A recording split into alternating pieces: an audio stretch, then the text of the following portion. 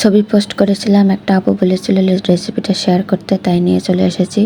এই যে দেখুন, শোলা কচু বলে এটাকে। এখন আমি এটাকে কুড়ানি দিয়ে কুচি করে নিচ্ছি।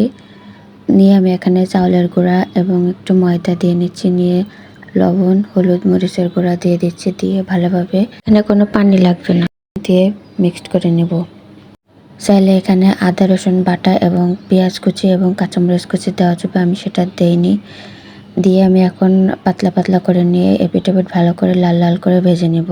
এভাবে করে ভেজে নিয়ে গরম ভাতের সাথে খাওয়া যাবে এবং শুধু শুধুই খাওয়া যাবে। খুবই মজাদার একটি। কচুর নিচের অংশ বেশি একটা খাওয়া যায় না, ফেলে দিতে হয়। অনেকে জানে না কিভাবে খেতে হয় বা খাওয়া যায় না, শক্ত থাকে।